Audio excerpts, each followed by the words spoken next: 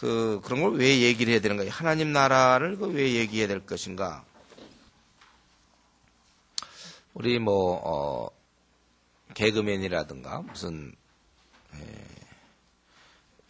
그렇게 좀 사회적으로 좀 유명한 사람들이 어떤 말 한마디 하는 거 있죠? 그런 말들을 옛날에 누가 2번 죽이는 거다, 2번 죽이는 거, 아니면 또 이런 식으로 그 사람 하면 이렇게 떠오르는 게 있다고요. 성경 하면 성경에 아주 중요한 게 하나님 나라예요. 성경은 하나님 나라. 그래서 예수님의 사역도 시작부터 마지막까지 전부 하나님 나라거든요. 옆에 성경기를 쭉 있는데 여러분들 찾긴 좀 어려울 것 같고 제가 그냥 그때마다 얘기할 텐데 이때부터 예수께서 비로소 전파에 가라사대 때 회개하라 천국이 가까웠다. 천국 하나님 나라가 가까웠다. 마태복음 또 마가복음 1장에도 보면 하나님 나라가 가까웠으니 회개하고 복음을 믿더라. 누가복음 4장 43절에도 예수께서 이르시되 내가 다른 동네에서도 하나님의 나라의 복음을 전하여야 하리니 나는 이 일로 보내심을 입었노라 하셨다. 예수님이 사역 처음 시작할 때 하나님 나라를 말씀하시더니 마지막에 보면 사도행전 1장 3절에 40일 동안 저에게 보이시며 하나님 나라의 일을 말씀하시느라. 그래서 예수님의 사역 전체가 하나님 나라가 이렇게 쭉 시작되는 거예요. 이 하나님 나라, 하나님 나라다. 우리가 보통 이제 하나님 나라, 천국하면 대부분 사람들이 관심 있는 것이 지구 밖에 어느 한 지점, 우리는 물론 시 공간에 제약을 받는 사람들이기 때문에 하나님 나라면 할 수 없이 그렇게 생각할 수밖에 없을 거예요. 그래서 지구 밖에 어느 한 집 같은 게 있어서 거기는 아주 황금보석으로 꾸며진 집이고 우리가 죽으면 글로 들어갈 것 같은 자꾸 이런 생각을 한단 말이죠. 천국. 그런데 이제 이 하나님 나라라는 건 결국 뭔가? 하나님 나라. 이거는 이제는 잘 들어야 돼. 하나님 나라는 다스림이에요, 다스림. 하나님이 우리를 다스리는 상태. 그걸 하나님 나라라고 그러는 것입니다. 그래, 일제강점기 때 어떻게 됐어요? 여러분, 우리가 나라가 구성되려면 뭐가 있어야죠? 우리 어릴 때 배웠죠, 사회 시간에. 네? 예. 국민이 있어야 되고, 주권이 있어야 되고, 영토가 있어야 되잖아요. 그거 잘하네. 영토가 있어야 되고, 국민이 있어야 되고, 주권이 있어야 돼. 우리가 일본한테 그때 나라를 빼앗겼다 그러잖아요. 그래서 이제 독립군들이 나라를 찾겠다 그럴 때, 결국 사실 나라를 빼앗겼다 그러지만, 국민은 그대로 있었죠? 영토도 그대로 있었던 거예요. 다만 주권을 빼앗겨, 주권. 예. 마찬가지로, 하나님 나라, 우리가 천국에 들어간다는 것은, 우리는 그대로 있잖아요. 근데 우리가 아담 하하가 타락하면서부터 우리를 실제로 다스리는 것은 마귀였습니다. 그래서 죄를 실컷 짓도록 우리를 타락하게 하고 세상살이에 관심을 빼앗기게 하고 또 노름에 중독되게 하고 알코올에 중독하고 마약에 중독, 게임에 중독, 하여튼 성에 중독되고 하여튼 우리 이 다 마귀의 역사거든요. 우리 마귀가 꽉 우리를 사로잡고 있었는데 여기서 탈출하여 하나님의 다스림을 받는 것. 그 하나님의 다스림을 받는 상태를 하나님 나라가 임했다 그래요. 성경에 보면 천국 간다는 말을 여러분 찾기가 어려울 거예요. 다 보면 하나님 나라가 임하였느니라 그렇게 나와 있잖아요. 그래서 이게 하나님 나라, 천국이라는 건 뭐냐면 하나님의 다스림을 받는 상태가 천국이고 그러한 면에서 우리는 현재 천국 생활을 누리고 있는 거예요. 부분적으로. 그러나 장차 완전하게 누릴 거예요. 요 개념은 여러분 아시면 돼요. 우리는 이미 그러니까 우리가 지금 마음에 기쁨이 있잖아요. 이제 여러분이 수련회 지내보면 알지만 어떻게 세상 사람들은 어떻게 술도 없이 어떻게 한 주를 보내면 3주를 술도 안 마시고 어떻게 보내냐 그죠? 활동하게 어떻게 그렇게 보내는가 이해가 안 되죠 그 사람. 요 안에 우리가 희열이 있고 기쁨이 있어요. 이게 이제 가정이라든가 이제 이런 게 그거잖아요. 제대로 된 신앙인의 가정은 그게 천국이에요. 천국 생활이 시작되는 거예요. 물론 여기에는 이제 갈등이 여전히 있죠. 교회도 마찬가지고. 그래서 천국이라는 것은 하나님의 다스림을 받으면서부터 천국이 시작되는 거고 장차 그러나 그것이 완성된다는 것입니다. 그래서 이거 결론부터 얘기한다면 이거 여러분이 찾으셔야 돼요. 고린도전서 15장. 이 천국에 대한 이렇게 잘 요거만 잘 이해하면 그 다음부터 약간 졸아도 예, 졸아도 괜찮을지 몰라. 이거 다 이해했다 이거지. 자기는 뭐 더 들을 거 없다. 고린도서 15장 23절부터 누가 우리 목소리가 누가 크더라? 큰 사람이 한번 신영미 자매? 웃는 소리가 크지 목소리도 큰가? 한번 읽어보겠어요? 이제 15장 23절부터 28절 아주 크게 한번 읽어보세요. 15장 23절부터. 그러나 각각 자기 차례대로 드리니 먼저는 첫 열매는 그리스도, 다음에는 그리스도 강림하실 때에 그에게 붙은 사역, 그 후에는 나중에 저가 모든 전무사와 모든 권세와 능력을 멸하시고 나라를 아버지 하나님께 바칠 때라. 저가 모든 원수를 그 발 아래 둘 때까지 불과 불 왕노로 타시리니 맨 나중에 멸망받을 원수는 사망이라. 만물을 저희 발 아래 두셨다 하셨으니 만물을 아래 둔다 말씀하실 때에 만물을 저희 아래 두시니가 그 중에 들지 아니한 것이 분명하도다.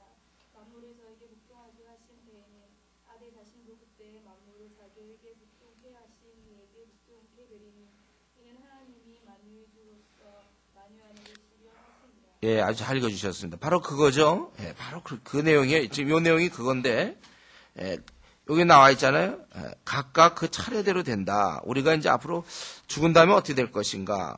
차례대로 되고, 그 후에는 마지막이니, 24절 마지막. 쟤는 우리 개정판 지금 보고 있죠. 그 후에는 마지막이니 그가 모든 통치와 모든 권세와 능력을 멸하시고, 그 다음에 뭐라고 써 있어요? 나라를 아버지 하나님께 바칠 때라.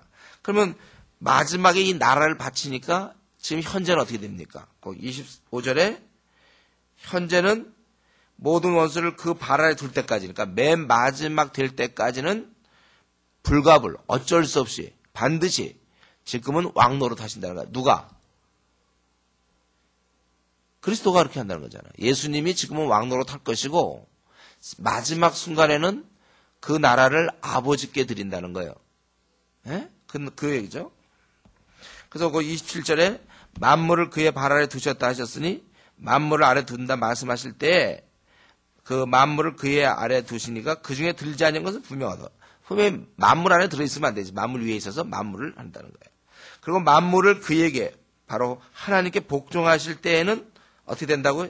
28절에 아들 자신도 그때는 만물을 자기에게 복종케 하시니 즉 하나님께 복종하게 되리니 그래서 이는 하나님이 만유의 주로서 만유 안에 계시랍니다.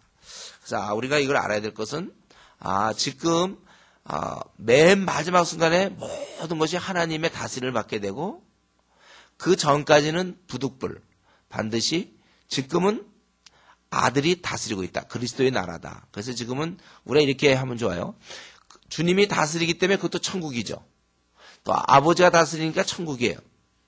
그러나 지금은 그래서 이제 보통 우리가 아들의 나라라는 표현을 써요. 아들의 나라. 저와 여러분은 지금 아들의 나라에 있는 거예요. 여기서 우리는 부분적으로 희열과 만족과 기쁨을 누리는 거죠. 아들의 나라에서. 장차 아버지. 그래서 우리 골로새서 1장 13절 보세요. 골로새서 1장 13절. 누가 먼저 찾은 사람이 읽어보세요. 갈라디아서, 에베소, 빌립보서, 골로새서죠. 골로새서 1장 13절에 뭐라고 써있나요? 아무나 한번 읽어보세요. 두 사람, 세 사람 간직 관계없어요. 골로새서 1장 13절. 그가 해보세요.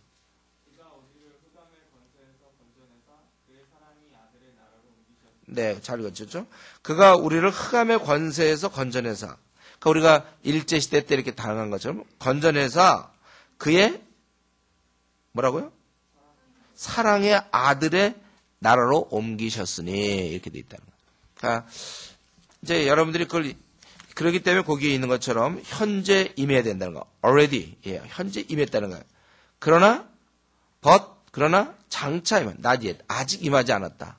그래서 우리는 이 땅에서도 여러분들 현재 누릴 수 있어야 돼. 천국의 기쁨을, 소망을. 그래서 갈등은 같이 존재해. 그러니까 우리가 주님을 믿기 전에는 뭐였습니까? 이 땅에서 갈등과 아픔과 억울함과 상처와 무너짐과 망가짐과 뭐 수리 이런 걸 경험했습니다. 정말 내 삶의 목표도 없었어요. 그리고 죄만 졌습니다. 방탕에 우리는 우리 자신을 던졌어요. 내 삶의 비전은 없었습니다. 우리는 이렇게 살다가 그냥 끝나고 생을 죽이고 있었어요. 그러나 예수님을 믿게 되면서 우리는 비록 이런 땅에 완전히 벗어난 건 아니지만 여기서 우리는 얼마든지 기쁨을 누리고 만족을 누리고 희락을 누릴 수 있고, 그죠? 우리 이렇게 살아가는 거야. 그래서 이 싸움을 하는 거야, 여러분들이. 얼마만큼 옛날의 그 모습에서 이 새 완전한 모습으로 우리가 바뀌어나가고 있는 거야. 이게 성화의 과정이죠. 그래서 우리는 여기서 뭔지 알겠죠? 여러분 다 이해되죠? 성화의 과정 이런 거. 우리는 점점 거룩해지고 점점 거룩해진다는 건 뭐냐면 과거의 때를 자꾸 벗어버리는 거예요, 우리가. 여기서 현재 그래서 신앙생활이 처음보다는 하면 할수록 누릴 수 있어야 돼요, 여러분들이. 그리고 여기서 즐겁죠. 그래서 신앙을 한번 제대로 가지면 참 평안을 누리고 축복되고 이 땅에 있지만 거의 천국 생활을 누리는 거예요. 그러나 여기서는 완전하진 않고 여전히 부분적으로 인간의 불완전 때문에 자기의 한심함 때문에 또 언어 생활의 실수와 뭐 이런 것들 때문에 또 우리는 누구랑 또 부딪히게 되고 또 자기의 또 의지의 약함으로 넘어지게도 되고 때로는 다윗처럼 유혹에 빠질 수도 있고 참 그러나 우리는 계속해서 가는 거예요. 그래서 맨 마지막 순간에 영원한 나라 아버지의 나라에서 거기선 더 이상의 수고와 애씀과 눈물이 없는 것이. 그렇죠? 여기까지 얘기했는데 이해가 다 되죠? 이해는요? 예? 이해가 절대로 난 되지 않는다. 이런 사람이 있습니다. 아니면 지금 내가 얘기하는 거 이해된다는 사람 손 드세요. 이해되는 거. 또 자꾸 겸손하기 때문에 또 이럴 때 손 안 들려는 사람. 자, 손 들어보세요. 예, 다 이해되죠? 예, 내리세요. 이거 이해가 안 되는 사람은 졸리운 사람이에요, 그건. 예. 어떻게 이런 게 이해가 안 됩니까? 다 됐죠, 여러분? 그러니까 요거구나. 그러니까 하나님 나라의 본질이 자연스럽게 어떻게 되겠어요? 하나님께서 만유의 주되심. 이게 본질이란 말이야. 이런 거 얘기하려면 우리나라에서 얘기하는 것보다 어디 그 옛날 시대 왕이 있었던 왕정 시대 태어나면 금방 이해가 돼요. 모든 것이 다 왕을 위해서 존재하잖아요. 근데 이렇게 민주국가에서는 지금 뭐 대통령을 위해서 우리가 존재하는 것도 아니고 대통령을 우리를 섬기게 돼 있잖아요.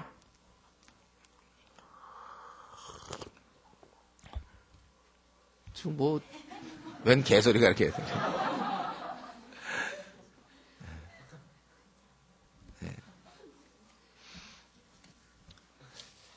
여기가 무슨 뭐가 있나 봐 여기. 그래서 하나님이 모든 것의 주인이 되는, 그러니까 현대적 국가 개념을 갖고는 이걸 이해할 수가 없어요. 하나님 나라를. 고대 국가죠. 군주와 모든 것을 통치하고 뭐 짐이 곧 국가고 왕이고 막 이런 때 그걸 개념으로 생각하면 될 거고, 단 그분은 완전하신 분이시고 선하신 분, 그런 분이시죠. 그렇기 때문에 이스라엘이 원래 그래서 신정국가였잖아요. 이 사사를 통해서 다스렸어요. 사무엘을 통해서 다스리고. 그런데 사람들이 반대한 거예요. 왕을 세워달라. 사실 그들은 하나님이 다스렸는데 왕을 세워달라고 그럴 때 사실 섭섭히 생각한 거잖아요. 그래서 주님께서는 이걸 알려주려고 주기도문 할 때 그 주기도문을 통해서 그런 걸 배워주셨잖아요. 나라와 권세와 영광이 누구한테 있다고 그랬어요? 아버지께 영원히 있습니다. 그렇게 제자들의 이것을 가르쳐 주기를 원했고, 바울 사도가 아까 그 고린도서 12장에서 나온 것처럼 28절 이는 하나님 만유의 주로서 만유 안에 계시려 하십니다. 이겁니다. 요한계시록 11장에도 세상 나라가 우리 주와 그리스도의 나라가 되어 그가 세세토록 왕노릇 하시리로다. 이렇게 얘기했어요. 그래서 이 어떤 그 서기관이 와서 뭐 얘기할 때 우리 마가복음 12장 34절에 보면 예수께서 그 지혜 있게 대답을 보시고 이르시되 내가 하나님의 나라에 멀지 않도다 이렇게 얘기했어요. 우리 마태복음 6장 33절 유명한 구절이죠. 너희는 먼저 그의 나라와 의를 그 왕을 항상 중심으로 생각하면 돼요, 여러분들이. 그래서 우리가 예수 믿을 때 내 보좌에 있던 나를 끌어내리고 예수님을 내 왕으로 세우는 거잖아요. 그래서 이제 예수님을 위해서 우리가 사는 것이고. 예수님도 그 사역 전체를 요한복음 17장 4절에 보면 아버지께서 내게 하라고 주신 일을 내가 이루어 아버지를 이 세상에서 영화롭게 하였습니다. 그래서 하나님 나라의 본질은 하나님의 다스림이구나. 그래서 아담 하와의 타락 때 그 이후로부터 우리 마귀가 우리를 다스렸지만, 세상이 우리를 다스렸지만, 우리는 이제 벗어나서 하나님의 다스림을 받는데 처음부터 이게 잘 안 돼서 옛날 습관 때문에 아직도 자기가 자기를 다스리려고, 그래서 갈등이 생기는 거예요.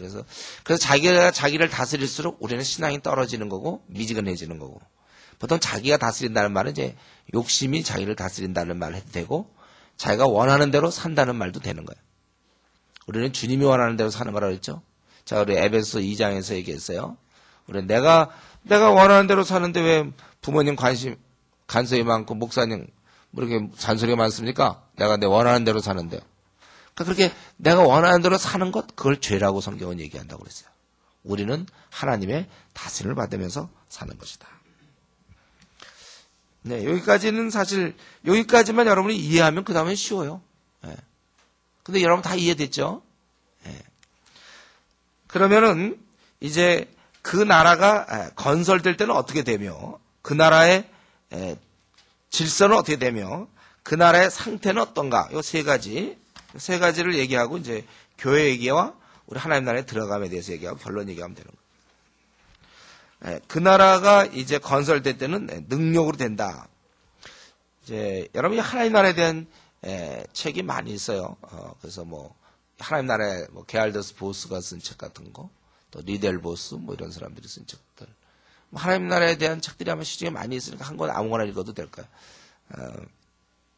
저는 이제 그런 거 여러 가지를 좀 종합해서 한 건데, 이런 여기 보면은 능력으로 하나님 나라가 건설되는 건 능력으로 되는 것이다.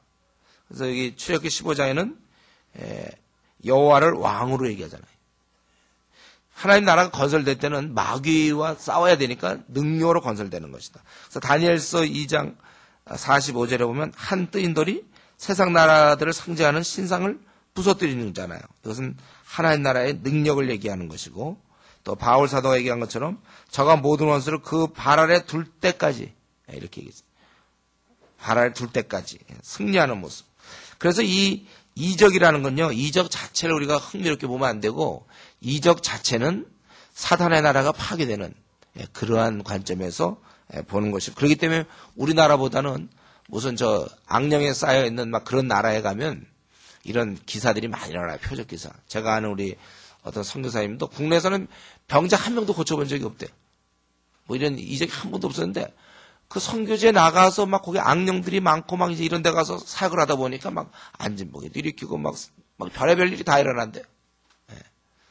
어떤 경우는 막 이렇게 암 걸린 사람이 바로 기도해서 낫기도 하고 막 그런 역사들이 좀 많이 일어나요. 그래서 이런 면에 있어서 이 이적이라는 것은 하나님의 나라가 실제적으로 임했다는 그러한 표시라는 것이죠. 그래서 그래서 예수님은 너희가 이 천기는 분별할 줄 알면서 시대의 징조는 분별할 수 없느냐. 그 대표적인 것이 마태복음 11장 3절에서 5절, 그 세례 요한의 제자가 와서 오실 그이가 당신입니까? 물어볼 때 그래 나다 이렇게 얘기하지 않잖아요. 예수님은 뭐라고 얘기했습니까? 그때 보면 오실 그이가 당신입니까? 우리가 다른 일을 기다립니까? 예수님께서 대답할 때 뭐라고 했습니까? 너희가 가서 듣고 보는 것을 요한에게 고하되 소경이 보며 앉은뱅이가 걸으며 문디가 깨끗함을 받으며 귀머리가 들으며 죽은 자가 살아나며 가난한 자에게 복음이 전파된다 하라. 이 말을 한 이유는 뭐냐 하면 바로 자신이 메시아라는 거예요. 이런 하나님 나라가 시작되는 건 아들에 의해서 시작되는데, 지금 바로 그런 일이 벌어지는 것을 통해서 오실 메시아가 바로 나 지금 누구냐. 그래서 가서 얘기하라는 거예요. 그 맹인들이 보고 앉은뱅이가 걷고 문디가 깨끗함 받고 귀머거리가 듣고 죽은 자가 살아난다. 바로 나다. 메시아다. 그 뜻이에요. 그래서 우리 바울 사도는 하나님 나라는 말에 있지 않고 오직 능력에 있습니다. 누가복음 4장 18절 19절에도 주의 성령이 내게 임하셨으니 가난한 자의 복음을 전하게 하시려고 내게 기름 부으시고 나를 보내서 포로된 자에게 자유를, 눈먼 자에게 다시, 운동권에 이거 좋아하는 구절이에요. 이런 거 보고 이제 밤낮 이제 얘기하는데, 눌린 자를 자유케 하고, 예수님이 언제 그 포로된 자를 끄집어낸 적이 언제 있습니까? 모든 게 이제 정상적으로 돌아오는 은혜해. 바로 이제 그 나라의 시대를 가르치는 것입니다. 이제 영적인 의미죠. 이걸 갖다가 그럼 예수님 때 뭐 이미 이스라엘에 갇혀져 있었는데 식민지였는데 로마에. 그러나 뭐 전혀 독립운동한 거 없어요.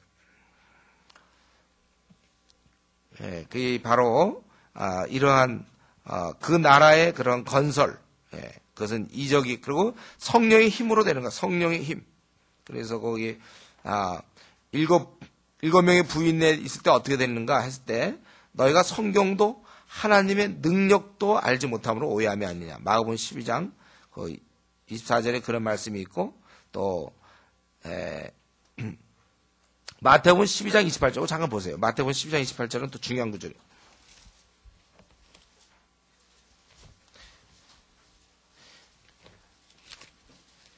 마태복음 12장 28절. 이게 아주 이 하나님 나라를 이해하는데 아주 핵심적인 구절이죠. 다 같이 한번 읽어봅시다. 시작. 그러나 내가 하나님의 성령을 힘입어 귀신을 쫓아내는 것이면 하나님의 나라가 이미 너에게 임하였느니라. 여기 나와 있어요. 귀신을 쫓아내는데 하나님의 성령을 힘입어 귀신을 쫓아내는 것이면 하나님 나라가 이미 너에게 임하였다. 이러한 하나님의 영이 역사하시는 곳은 하나님 나라가 임하는 거예요. 그래서 근데 이렇게 주님께서 이렇게 할 수 있는 것은 바로 성령의 힘이다. 그래서 그 다음에 나오는 구절은 전부 성령의 힘으로 성령이 내게 임하시고 지극히 높으신 이의 능력이 너를 덮으시니 이러므로 나시파 거룩한 자는 하나님의 아들일 겁니다. 누가복음 1장 거기 17절 35절에 보면 성령의 능력으로 이런 일이 벌어지는 거예요.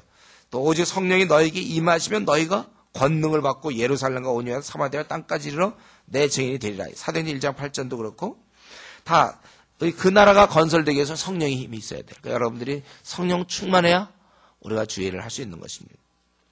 그리고 그 나라는 이제 어떠한 나라인가? 한마디로 하면 의의 나라예요. 의의 나라. 이 의라는 건 뭐냐면 하나님을 기쁘시게 하려는 그러한 마음을 가지고 우리가 추구하는 모든 것들 그런 것을 의라고 볼 수 있어요. 그래서 우리가 정말 주님을 사랑하고 하나님을 우리가 사랑하고 섬기기 위해서 우리가 어떤 행동을 할 때 그게 의가 되는 건데 유대인들은 그게 아니고 하나님이 원래 우리 율법을 주고 뭐냐면 그렇게 하면 하나님이 기쁘시다는 거예요. 그런데 이들은 하나님에 대한 생각은 없고 율법 준수를 통해서 오는 세대의 어떤 안전보장, 자기들이 범죄에서부터 도피하려는 그런 소극적 태도를 그들은 갖고 있었어요. 그러니까 의라는 건 뭐냐면 적극적으로 하나님을 기쁘시게 하려고 하는 그러한 삶, 그게 바로 의의 의.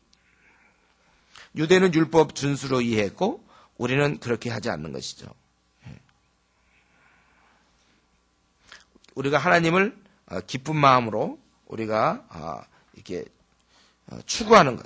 그래서 우리 신앙생활이라는 것은 뭐 술, 담배 안 하고 뭐 디스코장 안 가고 뭐 고스톱 안 치고 뭐 밤낮 이런 거 돈 안 떼먹고 훔치지 않는다.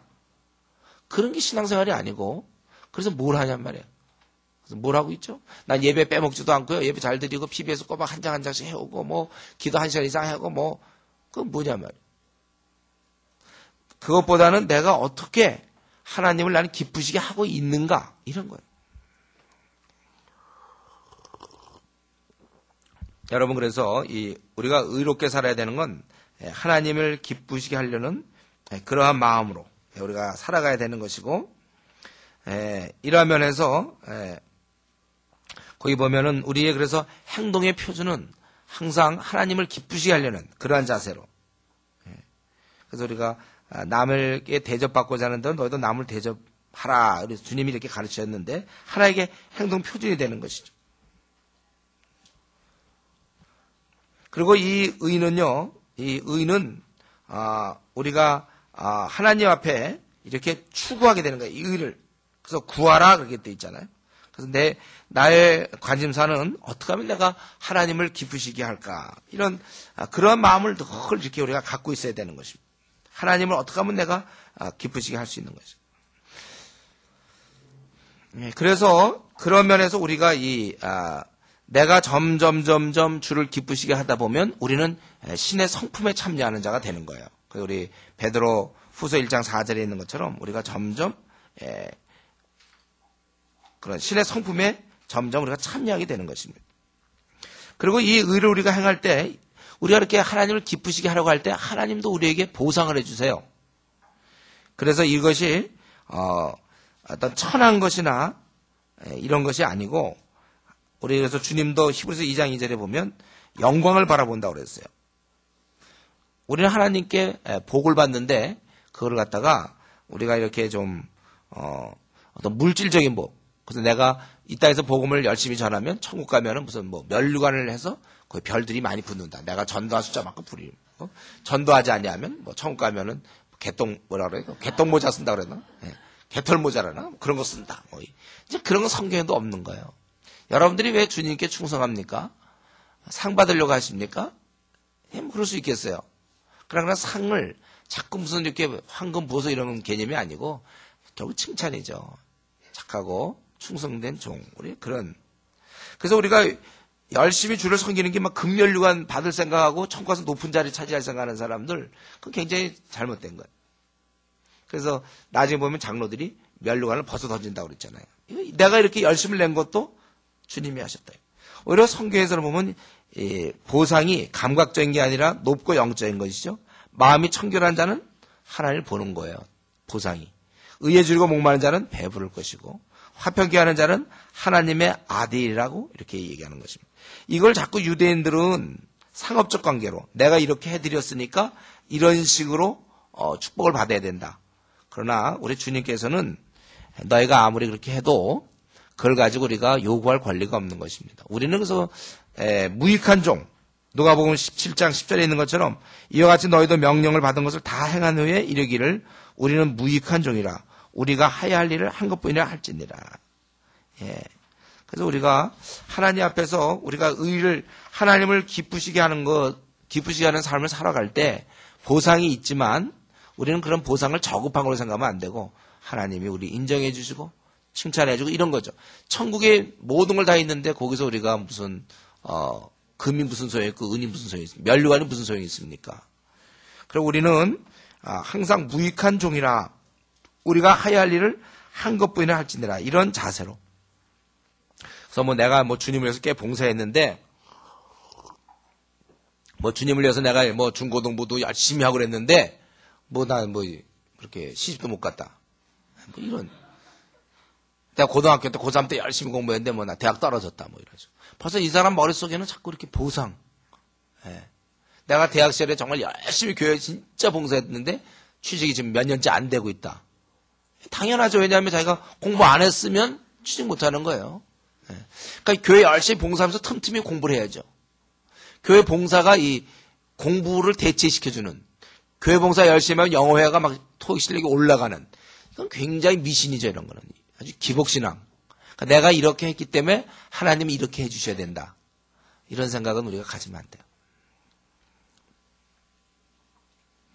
우리가 이미 영생을 얻었는데 무슨 우리가 더 하나님 앞에 보상을 요구합니까? 지금 우리 한국교회 그래서 시험 드는 사람 많아요. 우리 이전에 그런 일도 있었잖아요. 뭐 이렇게 내가 주님을 위해서 이렇게 하면 뭐 주님이 책임져 줘야 될 것 같고. 그러니까 내가 예를 들면 주의 뜻을 가지고 나중에 선교사 떠나려고 합니다. 그럼 자기 재정 후원이 될 것 같이 생각해요. 안 돼요. 그래서 노력 많이 하고 사랑 관계 많이 해야만 돼요. 재정이라는 게. 제가 우리 주위에 선교사님 떠나는 사람 어떤 사람 얼마 전에 왔는데 보니까 후원할 사람이 별로 없어. 왜? 평소에 그 사람이 뭐 사람들과 별로 관계도 잘 안 하고 뭐 그래. 그리고 교회도 잘 모르고. 그러니까 보통 경우는 이제 교회 생활을 해서 신학교를 가서 뭐 이렇게 목사가 되면 동기들이 있으니까 그래도 찾아가서 후원회라도 받는데 그렇지도 않고 자기는 뜨거운 마음으로 선교사 가겠다는 거예요. 근데 후원이 하나도 안 돼 있어. 그래서 OMF 같은 데서는 그렇게 준비 안 된 사람 안 보내잖아요. 하여튼 뭐가 문제가 있는 거다. 여러분들 그걸 아셔야 돼요. 우리가 주님의 일을 한다고 해서 저절로 따라오는 걸로 자꾸 생각하지 말아요. 남은 공부해갖고 대학 들어가면 나는 주님의 일 많이 해서 그걸로 대학 들어가려는. 그건 아니라니까요.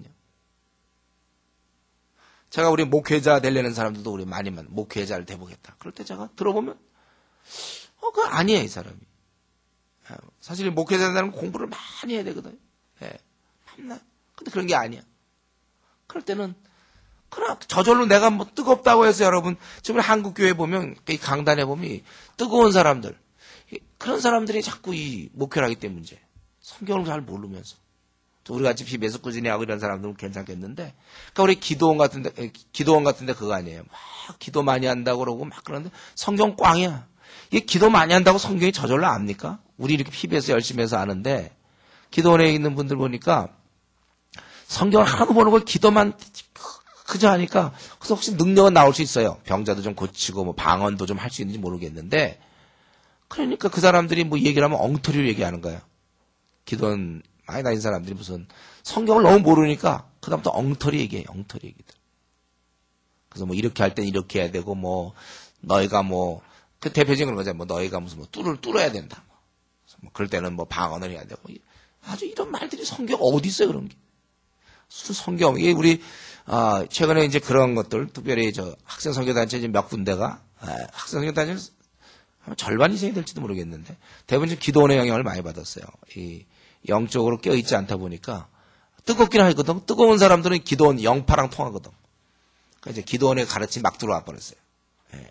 제가 아는 선교단체도 지금 보니까 기도원의 이 가르침이 너무 많이 들어와가지고 싸우려니까 참 힘들어요. 왜냐하면 사람이 영적인 뭔가 이상한 신비로운 걸 경험하면 그건 믿거든요.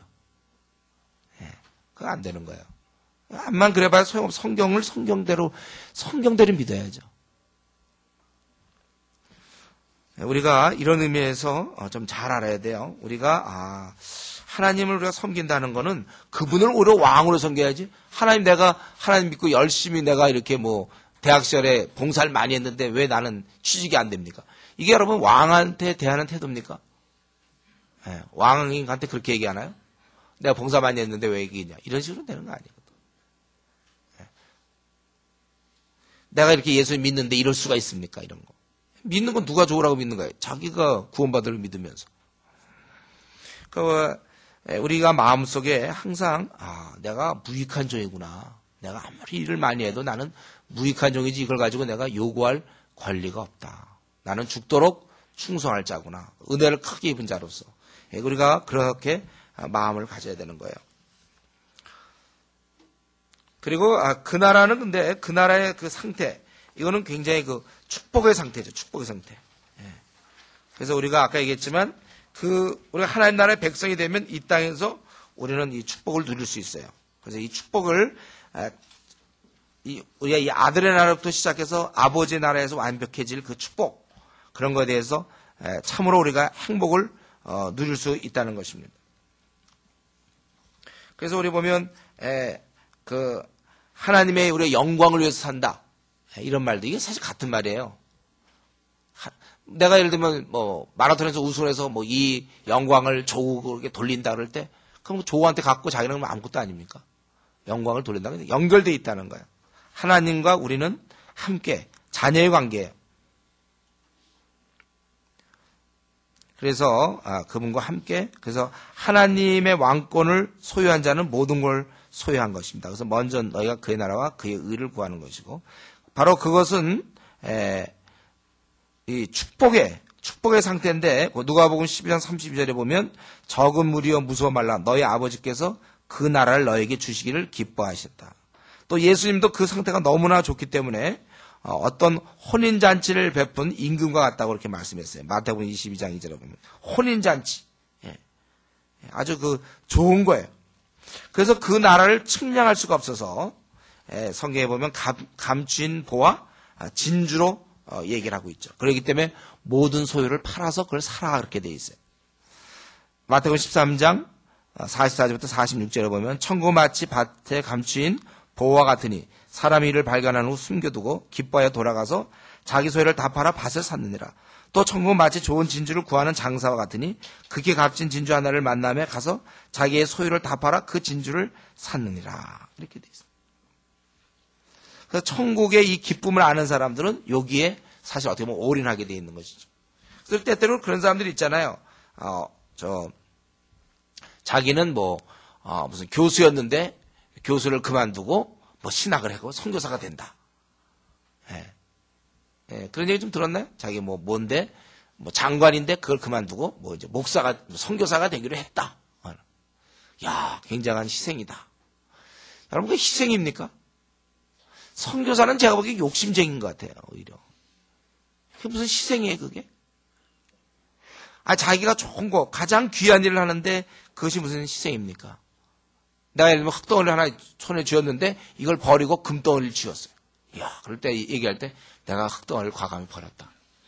그래, 내가 그냥 금덩어리를 쥐었다. 그러면, 야, 저 사람 참 흙덩어리를 버리다니.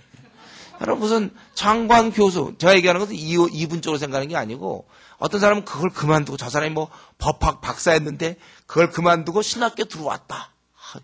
그런데요, 하버드 대학에서 박사학위 3개 받은 사람인데, 그 사람이 그걸 그만두고 선교사가 됐다. 그럼 굉장한 그 사람은 아주 영리한 사람이네요. 네. 오히려 가장 복된 거. 제가 이런 건 좀 직업의 이분법을 얘기하는 게 아니에요. 다음 주 첫째 번 때 제가 그 직업에 대한 얘기 하겠다고 그랬죠. 그런 얘기를 하려는 게 아니라 마치 우리는 이 주례일하고 이런 것들이 다 자기들이 그 깨닫는 사람한테 가장 귀한 것이 되기 때문에 그래요. 그러니까 기꺼이 자기는 남들 같으면 다 이런 거 할 때 자기는 대학 생활을 기꺼이 학생 선교단체라든가 주님을 위해서 자기 시간을 쓰는 거예요. 우리 언더우드 아펜젤러 같은 사람들. 그 미국에서 편안하게 살 수 있었지만 정말 그 깜깜한 때 이 동양의 조그만 나라 그 나라에 온 거예요. 남들이 볼 때는 굉장히 희생이지만 본인한테는 무한한 영광이에요. 여러분 선교사 또 하나. 그래서 어떤 사람이 이런 사람이 있어요. 우리 중에도. 나 예수 믿으면 나보고 선교사 가라고 그럴 것 같아가지고 그래서 헌신하게 주저하는 거예요. 내가 만약 주님을 위해서 이제 앞으로 살겠습니다. 헌신하면 꼭 날 갖다가 밀림 지역에 선교사로 날 보낼 것 같은. 그래서 그게 두려운 사람이 있어요. 걱정도 하지 마세요. 그런 사람은 가면 안 돼요. 그런 사람은. 그럼 그런 사람이 그거 가면 절대 안 돼. 그런 사람. 그 선교사로 보통 가는 사람들은요. 그래서 가는 사람들이 아니고 그게 너무나 영광스럽고 너무나 좋으니까 하는 거예요. 그거를. 남들이 볼 때는 야 그거 왜 그러냐 그러지만 본인한테는 너무나 좋아서 하는 거예요. 우리 학생운동 간사들 보세요. 월급도 제대로 못 받고 학생도 아니요 교수도 아니고 뭔지 모르는 사람이 왔다 갔다 하면서 이제 간사들인데 그 사람들 보면 그 영광스러워서 하는 거예요. 남들 같으면 다 돈 벌러 어쩌면 나가는 경우도 많고 그걸 저는 정죄하는 게 아닙니다. 우리가 이제 그렇게 사는데 또 그렇게 사는 사람이 있단 말이에요. 그건 자기가 기뻐서 하는 거예요. 저 같은 경우 제가 이전에 간사 처음 됐을 때 학생운동 간사 처음 됐잖아요. 제가 대학원 마치고서 이제 학생운동 간사 처음 됐을 때 전 제가 많이 희생하는 줄 알았어요. 그때 친구들과 비교해 보면은 월급도 적게 받고 직분도 없고 그들 회사 아주 큰 회사 다니면서 거기서 좋은 조건 누리지만 나는 이제 그러지도 못하고 간사로서 캠퍼스 가서 밤낮 불신자 만나서 또는 어린 사람들 만나서 이제 이런 거 하고 그러는데 그래서 저는 처음엔 제가 희생이라고 생각했어요. 희생. 내가 꽤 희생하는 거다. 근데 이제 얼마 지나지 않아서 깨달은 건 나는 그것 외에는 할 일이 없더라고요. 이게 나에게 가장 기쁨을 주고 이게 나에게 가장 귀한 가치를 줘요. 내가 다른 일, 원래는 이제 그때는 이제 기자가 돼서 한번 이런 생각한다고 그랬죠, 제가. 근데 그런 일과 비교가 안 돼, 나는. 어쩔 수 없어. 그러면 하라는 거예요, 여러분. 희생적으로 내가 비록 이런 게 있지만 내가 희생하면서 내가 밀림에 내가 기꺼이 내가 참 주님이 날려 십자가에 죽으셨으니 내가 할 수 없이 희생하면서 내가 밀림에 가겠습니다. 가지 말아줘요, 제발. 희생 좀 말아주세요. 그게 아니라 정말 날 밀림에 안 보내면 나 어떡합니까? 막 그 불타는 마음이 있어요. 허드슨 테일러가 막 영국에 있으면서 그 중국 내지를 향해서 들어가지 않았습니까? 그의 마음속에 그냥 중국의 영혼에 대한 안타까움 이런 게 있는 거예요. 우리가 자녀를 키우는 게 부모한테 그게 아주 괴로운 일입니까? 물론 희생적 측면도 있지만 그건 정말 기쁨이 되는 거예요. 자녀를 키울 때, 그 기쁨이 된단 말이에요. 애를 키우면서. 내가 아주 그냥 고통스럽지만 내가 억지로 이제 아기를 낳을 때 생각하면 그 아기한테 이거 생각하면서 그래 내가 할 수 없이 내가 엄마가 돼야 되니까 아기를 낳아야 되겠구나. 그런 사람 없어요. 애를 키울 때 그 즐거움. 그런 게 있는 거예요. 누림, 여러분. 이런 걸로 해야 되는 거예요. 마지못해서 하는 거, 그건 아니에요. 주님의 일도 마찬가지예요. 그래서 한때 그냥 뜨거워갖고 하는 것도 그것도 원치 않아요. 제가 선교한국 같은 경우 이제 문제가 되는 게 그거라고요. 뭐냐면 그냥 교회에서 어떻게 보면 약간 청년부 수련회 비슷해요. 좀 준비된 사람이 오는 게 아니라 그런 사람이 거기다 놓고 막 선교에 헌신 얘기하니까 애들이 뜨거워져서 헌신해. 그냥 좀 절반 이상도 안 나갈걸요. 나가겠다고 다 손들었던 사람들. 그래서 늘 평생 이제 가책만 받는 거야. 애들이니까 정말 주님을 위해서 사는 게 이 즐거움을 모르는 채 손드는 애들 많거든. 이 사실 지금이라도 여러분 마음속에 그래요. 제가 우리 차이나 640 우리가 뭐 중국에 들어가자 할 때 이게 나 좀 제발 좀 보내주십시오 목사님. 이런 사람 보내주지 내가 가게 되시는 사람 일로 설득해갖고 야 너 가는 게 어떻겠냐. 웬만하면 좀 가는 게 좋겠다. 너 야 큰 나라 가서 놀아라. 막. 내가 막 그렇게 설득해서 그 보내서 뭐 합니까? 자기가 막 자원하는 걸 가겠다고 그래도 내가 한번 보고 야 안 가는 게 어떻겠냐 이렇게 얘기한다. 저는 원래 후자예요. 주로 저는 그런 사람이에요. 그러니까 여러분이 웬만한 열정 없이는요 차이나 육상 갈 생각 하지도 마세요. 와 그래도 제가 가야 되지 않습니까? 네가 가야 될 이유가 뭐냐? 내가 물어보고 이제 웬만하면 저는 막아요 사실. 그날 마음에 막 솟아올라야 돼. 이거 막을 수가 없어야 돼. 제가 이전에 우리 간사 이제 뽑을 때 제가 이제 간사들 이제 면접을 할 때 보면 간사 이제 할 때 너 왜 되려고 그러냐 그 물어보고 그러고서 그런 걸 물어보죠. 너 만약에 간사 시험 떨어져 가지고 너 간사 안 되면 어떡할 거냐 그러니까 그럼 뭐 어디 직장이나 구해야죠. 그런 사람 반드시 떨어뜨렸어요 제가. 떨어져요? 그러면 제가 그러면 IBF에서는 안 되는 줄 알고 그냥 혼자라도 뭐 복음을 증거하겠습니다. 막 이러는 사람. 캠퍼스를 저는 놓을 수 없습니다. 뭐 이런 그런 사람 뽑는 거죠. 떨어지면 뭐 하나님 뜻으로 받아들이면서 뭐 직장 다니죠. 뭐 이런 그 정도 의지 갖고는 안 되는 거예요. 그냥 이 캠퍼스에 막 2만 명이다. 2만 명이 막 불타오르는 그런 놈이 나타나서 간사시켜 주십시오. 그래야 되는 거죠. 그것도 아니고 누가 주위에서 하라 해서 하는 사람 그건 좀 반대. 저 이전에 제가 간사 뽑을 때도 항상 뭐 주변에서 막 하라 해서 설득해서 하는 게 그런 적도 없어요. 그렇게 뽑지도 않고 또 막 뜨겁다 해서 뽑지도 않아요. 그 마음속에 불타서 이거 외에는 나는 할 게 없습니다. 혹시 한 번 더 기회 주나 재수해서라도 나는 거 해. 나 이거 외에는 있다 해서 할 일이 없습니다. 이런 사람. 넌 간사다 이거죠. 넌 죽어라 그래요. 캠퍼스 죽어라. 저도 사실 그때 캠퍼스 간사 될 때 내 남은 평생을 캠퍼스에서 썩으려고 생각했어요.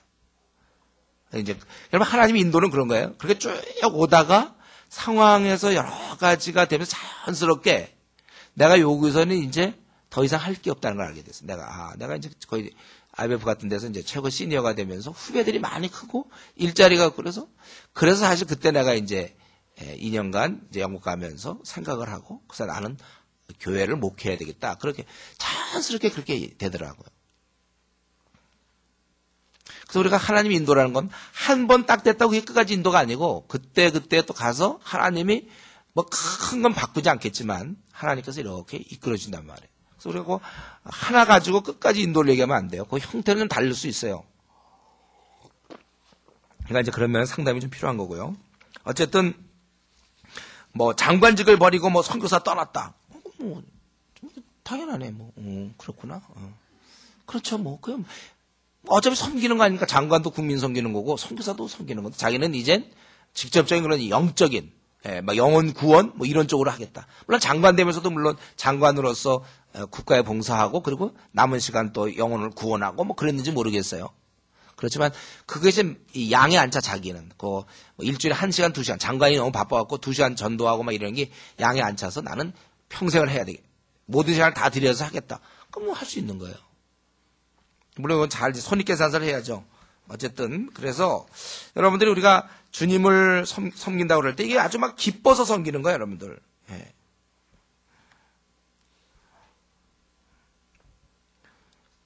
그런 의미에서 이게 사실 감추인 보하고 진주에 발견한 사람만 하는 겁니다. 발견이 된 사람만이 이거 해야 돼. 이거는 그래서 무슨 뭐 시켜서 하는 일은 아니고 자기가 발견하면 모든 걸 팔아서 산다. 남은 생 그렇게 사는 거예요.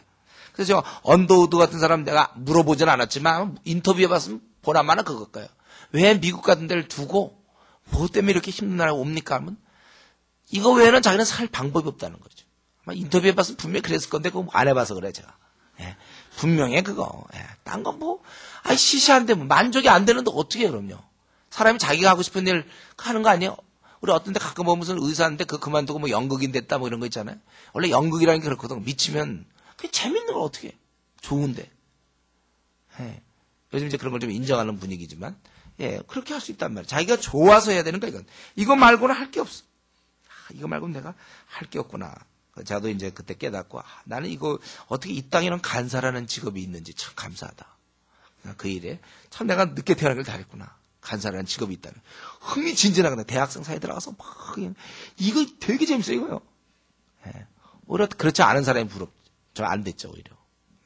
제가 그래서 그때 제 친구 중에 한 사람이 그 밀림 지역에서 복음 증거하고 와갖고 자기는 우리나라 사람들 보면 좀 한심하다는 거야. 아니 한심하고도 좀 답답하다는 거야. 자기는 너무 좋다는 거야.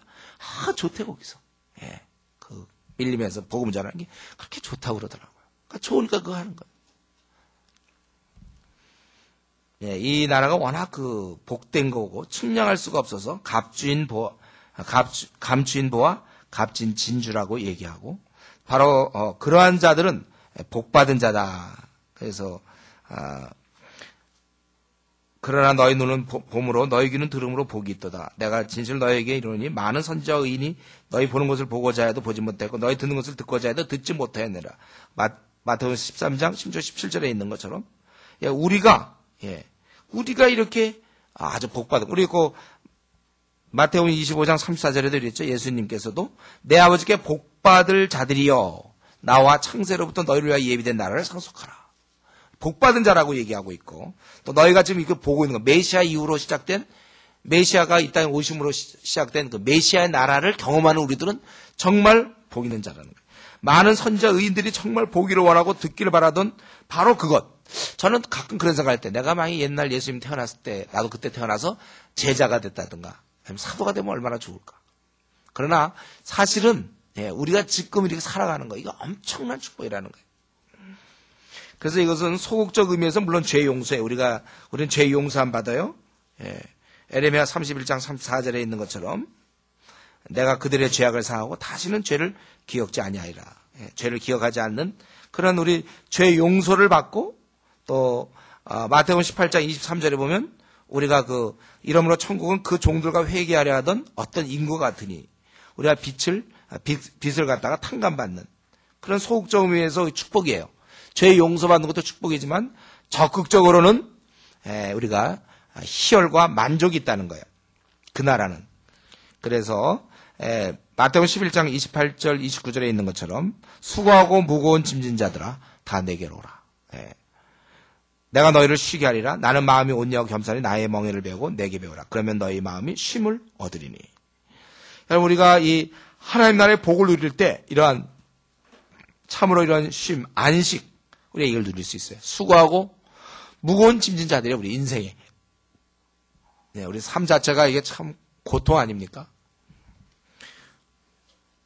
우리 이런 거 좀 생각할 때 우리가 사실 그냥 익숙해져서 그렇지 고등학교 때 시험에 막 시달리고 대학 들어가도 또 뭐 취직도 막 취직해본들 또 승진이며 출근해 뭐 밤낮 똑같고 그러고서 이제 대학까지가 좀 좋고 직장 생활하면 그다음부터는 이제 1년에 일주일 휴가 있는 거예요.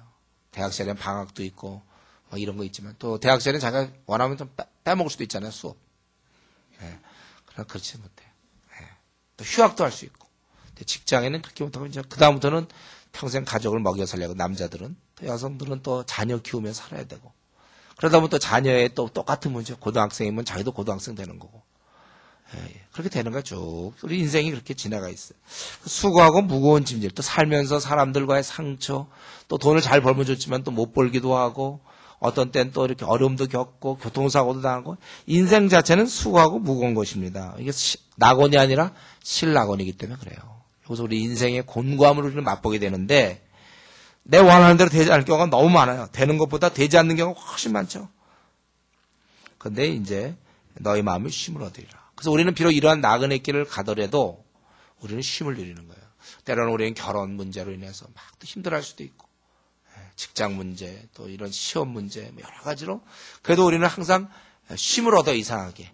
다른 사람은 막 그렇게 결혼이 막 안 되고 그러면 막 안달복달 하는데도 그래도 괜찮아. 쉼을 얻을 수 있어.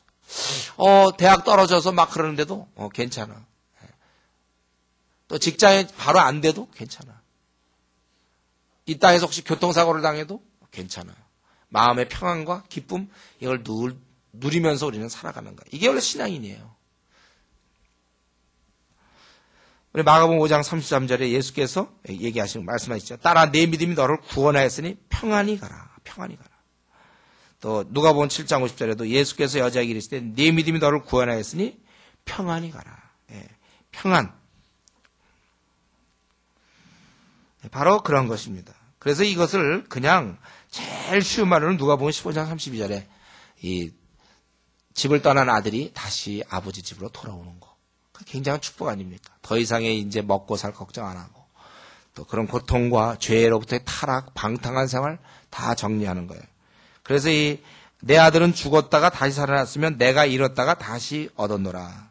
그래서 이 생명의 회복을 양자가 되는 것과 동일하게 보고 있는 거예요. 그래서 우리가 사실 하나님의 자녀가 되었기 때문에 우리는 정말 행복한 거다 이거죠. 하나님 나라와 교회의 관계는 이 교회는 지상에 보이는 천국. 이제 그런 모습을 닮아내는 거죠. 그러나 여기는 완전하진 않아요. 불완전함이 많이 있죠. 그래서 여러분들이 그러한 것을 좀 봐야 되겠는데 그래서 이 교회에서는 여러분 실망할 수밖에 없는 거예요. 여기는 완전하진 않기 때문에. 그러나 어떻게 하든지 그런 완전을 향해서 나가는 거죠. 제가 이 교회사를 보면 항상 이 교회가 완전해야 된다고 주장하는 사람들이 있어요. 근데 그렇게 안 되는 것이 요한 3서 같은 데도 보면 교회 내에 디오드 레베 같은 사람이 있었죠. 우리 요한 3서 잠깐 볼까요? 요한 3서.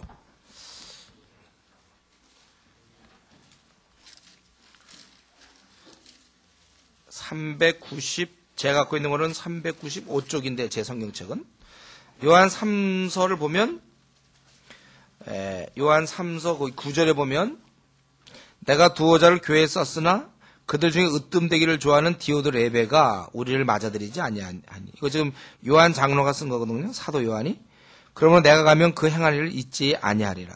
그가 악한 말로 우리를 비방하고도 오히려 부족하여 형제들을 맞아들이지도 아니하고 맞아들이고자 하는 자를 금하여 교회에서 내어쫓는다. 그 당시 순회 전도자들이 갔는데 그걸 맞아들이지도 않고 쫓아냈다는 거예요. 자기 지도력이 타격을 받을까 봐. 이 디오드 레베는 그 구절에 있는 것처럼 으뜸되기를 좋아하는 자라는 거예요. 이런 거 볼 때 이 디오드 레베가 그 교회에 아주 지도자급이라는 걸 알 수 있어요. 그런데도 그는 으뜸되기를 좋아해서 다른 데서 온 순회 전도자를 다 쫓아냈다고. 예. 그러면서 그러니까 이 교회는 그런 게 있단 말이에요. 그러나 또 11절에 보면 사랑하는 자의 악한 것을 본받지만 선한 것을 본받으라. 선행하는 자는 하나님께 속하고 악을 행하는 자는 하나님을 배웁지 못하느니라. 그래서 데메드리오라는 사람을 얘기하죠. 그 사람은 무사람에게도 진리에게서 증거를 받았으며 우리도 증언하니 너는 우리의 증언이 참된 줄 아느니라. 바로 이런 데메드리오 같은 사람을 너가 교제하고 본받고 그러라는 뜻이에요. 그러니까 교회는 초대교회도 그래서 얼마나 고린도 교회 문제가 많았습니까? 그동안 분명히 교회를 인정했거든요. 또 요한 계시록 보면 7교회를 얘기할 때 그 교회 칭찬받는 교회는 2교회밖에 없었어요. 예. 근데 우리가 자꾸 교회의 완벽한 형태를 얘기하면 안 돼요. 그래서 어떤 사람은 교회가 이러니 저러니 자꾸 그렇게 얘기하는 사람들이 있는데 그건 그렇지 않고 그런 자기가 보이는 부분을 자기가 보완을 하면 되는 것이지. 네, 그렇게 얘기하면 안 돼. 단지 이제 그 교회가 이단성이 있거나 아니면 이제 목회자의 어떤 도저히 용납할 수 없는 허물 이런 것이 있다면 그 목회자도 마찬가지죠. 교육자가 어떻게 완벽하겠습니까?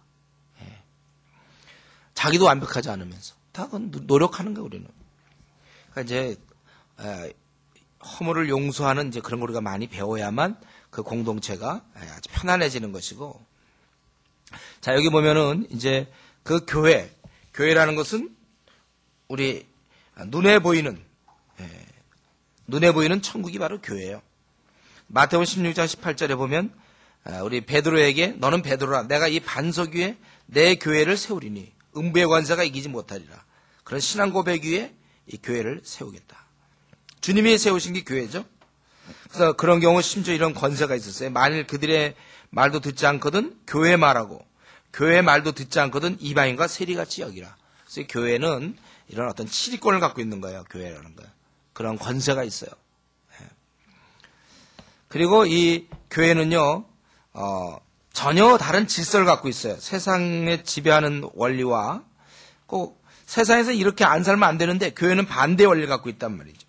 그래서 우리 마태복음 20장 25절에도 주님께서 뭐라고 그랬어요? 이방인의 집권자들이 저희를 임의로 주관하고 그 대인들이 저에게 권세를 부린 줄 너희가 알거니와 너희 중에는 그렇지 아니하니.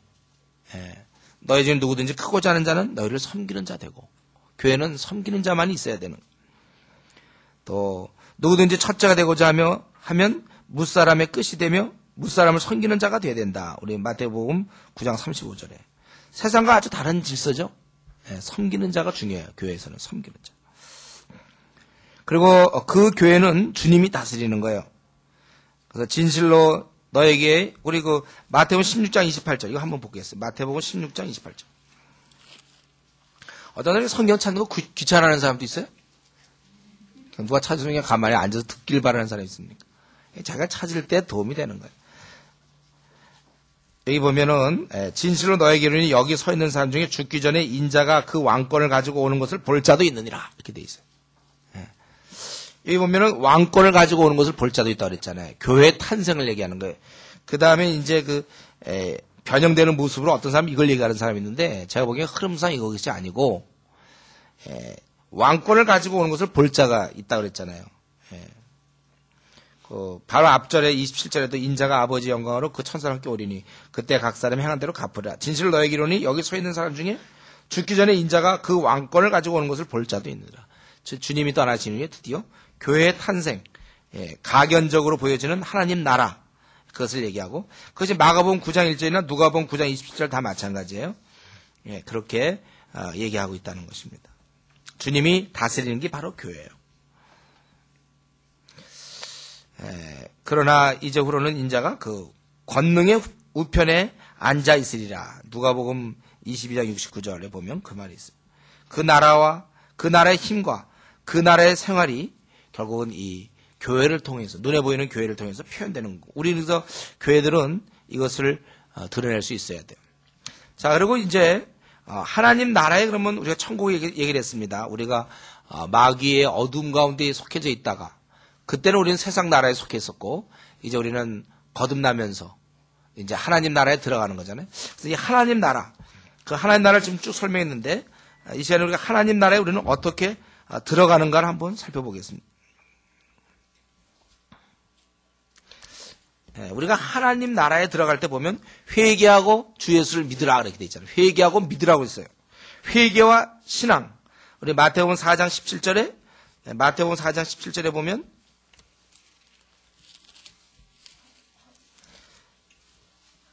이때부터 예수께서 비로소 전파할 때 회개하라 천국에 가까이 왔느니라 하시더라. 처음부터 이 회개할 것을 얘기하고 있죠. 또 마가복음 1장 15절도 마찬가지고,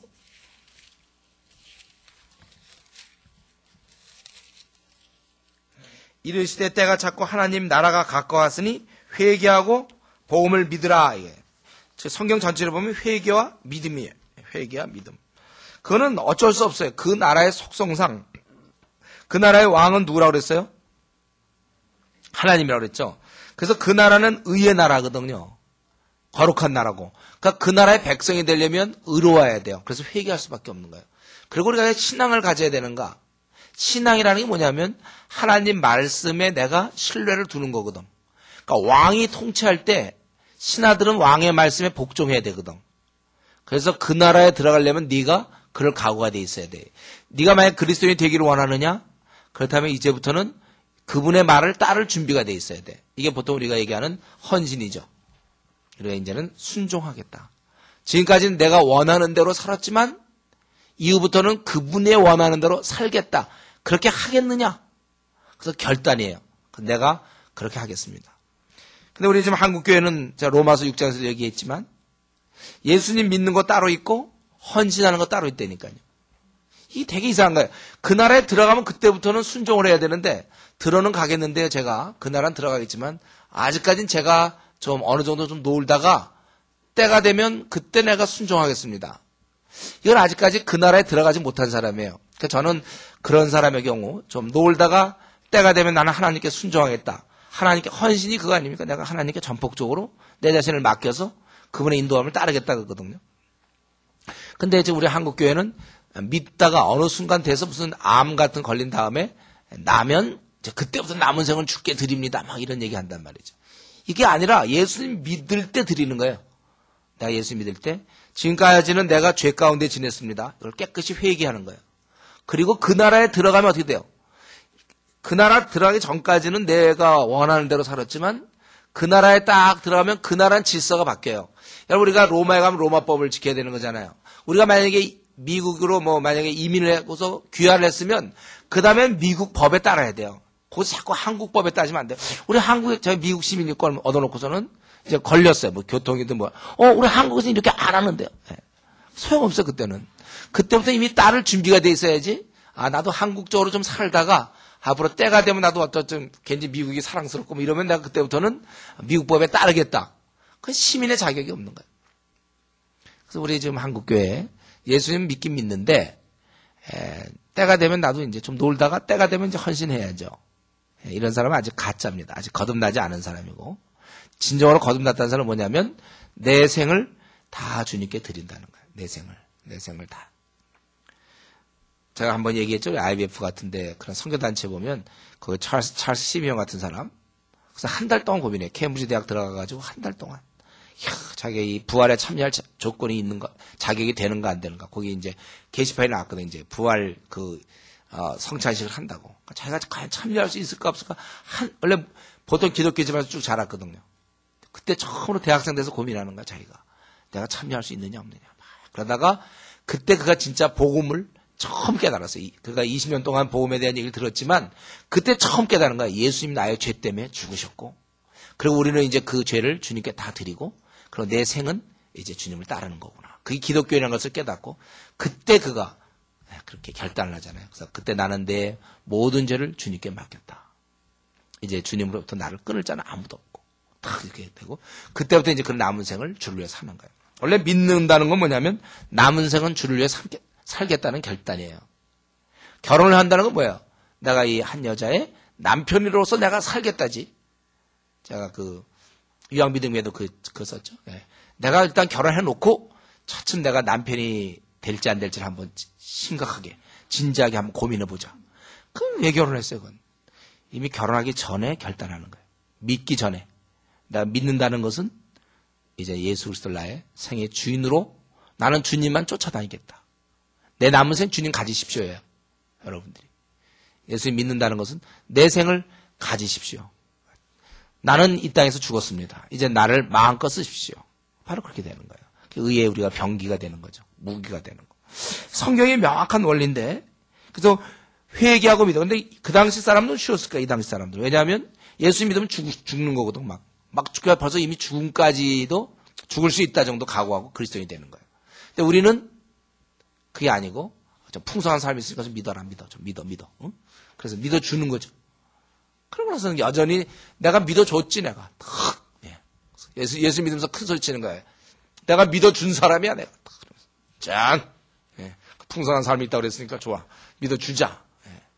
그거는 전혀 아까 우리 얘기했던 하나님 나라 개념과 전혀 다르죠. 거기는 하나님의 왕이시고 우리는 그 말씀에 순종하며 따라가야 되는 건데 우리가 오히려 믿고 해서 내가 그래서 내가 믿어주고 주일날 예배도 나가줬는데 대학 떨어지고 승진이 안 되는 건 뭐냐? 오히려 큰 소리. 예. 교회 안 다녀. 교회 안 다녀 그럼. 지금 자기가 굉장히 봐주고 있는 거야. 자기 구원시켜준 건데 모르고 자기가 봐주면서 이거는 전혀 하나님 나라 백성의 아주 자세가 아니에요. 반역할 사람이에요. 이 사람들은. 예. 이 사람은 아주 이제 이 반란군의 우두머리가 될 사람이에요. 하나님 나라의 반란군. 내가 아직도 내가 살았어. 내가 하고 싶은 대로 해. 그는 믿기 전에 지난 20년 동안, 지난 30년 동안 내가 믿기 전에는 그렇게 살았어요. 근데 그건 내 왕국이었습니다. 내가 원하는 대로 하고 그 누구도 내가 원하는 걸 막을 수 없어요. 그리고 난 덤비고. 그러나 이제는 더 이상 내가 원하는 대로 살지 않겠다. 그래서 거듭나는 거잖아요. 완전히 달라지는 거야 사람이. 한국교회가 이 부분에서 엉성하게 해가지고 큰 소리 치는 사람이 많다니까요. 자기가 조금만 어려움만 당해도 하나님 막 계십니까? 이러고 이제 원망하고. 그리고 교회 안 다니겠다 그러고 막 신앙 뚝 떨어뜨리고 지가. 그런 거 아니에요. 그거는 믿는 자의 자세가 아니에요. 하나님 나라는 그분이 왕이고 우리는 철저한 종이의 종. 그분의 하라는 대로 하고 우리는 열심히 해도 무익한 종이라고 해야 돼요. 종이 자가 열심히 했다고 해서 주인한테 큰 소리 치면 됩니까? 내가 주인이 하라는 대로 장작도 패고 내가 물도 이렇게 길어주고 그랬으니까 길어줬으니까 내가 뭐 한 5일 쉬어야 되겠습니다. 길어줬잖아요 제가. 종이 그러면 그런 거 없어요. 우리가 무익한 종이다. 한 일을 다 하니 우리는 무익한 종이라고 해야 되고. 그래서 그 나라에 들어가려면, 그러니까 자기가 지옥 가려면 이렇게 안 하면 되죠, 그냥. 자기가 원하는 대로 살면 우리 지옥 갈 수 있어요. 그러나 내가 천국 백성이 되려면 그 나라의 질서를 따라야 되는 것, 이거 뭐 당연한 거 아닙니까, 여러분? 그렇죠? 그 나라의 질서를 따라야죠. 그래서 성경 계속해서 회개와 신앙을 강조하는 거예요. 거듭나려고 하면 너희가 회개하고, 그 나라는 의의 나라이기 때문에 죄를 가지고 있으면 안 돼. 근데 우리 자꾸 죄를 짓는단 말이에요. 그러니까 자꾸 씻으라고 얘기했잖아요, 성경에.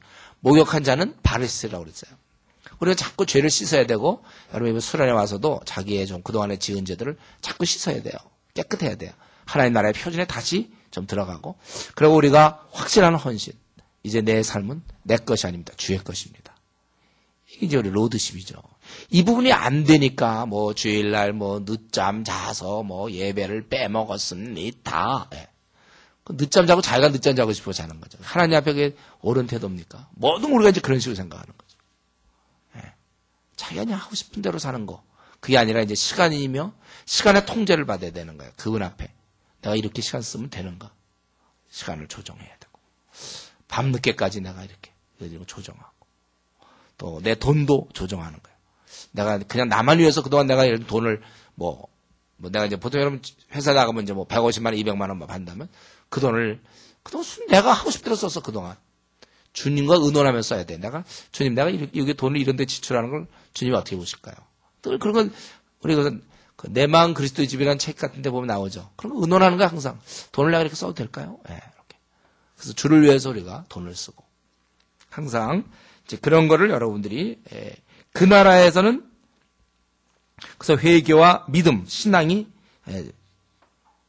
필수적이라는 것입니다. 보통 우리가 회개할 때는 이런 걸 회개라고 그래요. 회개는 자기의 과거에 자기의 그런 생활을 슬퍼하고 뉘우치는 거예요. 그런 감정적 요소가 있어요. 회개에는. 아, 내가 그때 참 잘못 살았구나. 내 생이 내게 아닌데 내 것처럼 썼구나. 내가 70년짜리 시간을 주신 거 하나님이. 이 시간을 나에게 맡기신 거예요. 근데 내가 이 시간을 내가 원하는 대로 사용했구나. 그걸 이제 자기가 깨닫는 거예요. 아, 뉘우쳐. 내가 왜 내가 원하는 대로 이렇게 살았을까?